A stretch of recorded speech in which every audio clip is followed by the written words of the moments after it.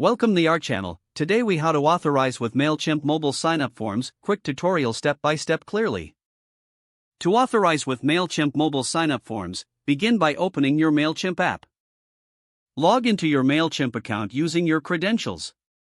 Once logged in, navigate to the Audience tab located at the bottom of the screen. Select the audience you want to work with. Next, tap on Sign-up Forms to access the available options. Choose Embedded Forms from the list provided. Scroll down to find the Mobile Sign-up Form option and select it. You will see a prompt to set up your mobile sign-up form. Fill in the necessary fields such as your audience name and form settings.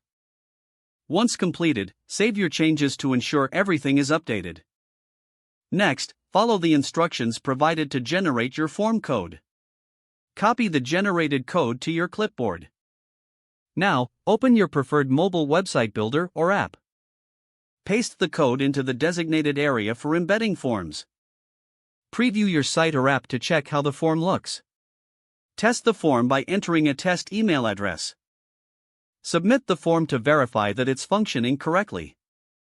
If the submission is successful, you'll see a confirmation message.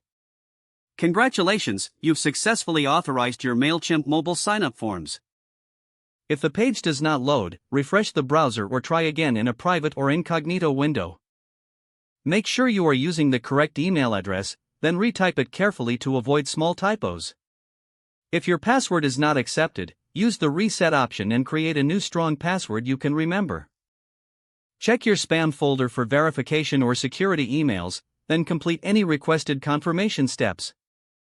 Enable two-factor authentication if available to improve account security and reduce unauthorized access risk. After signing in, review your profile details so your contact information and settings are accurate and current.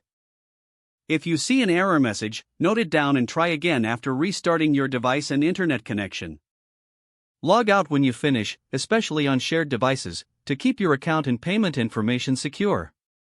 If the page does not load, refresh the browser or try again in a private or incognito window. Don't forget to like this video and subscribe to our channel for more step-by-step tech guides.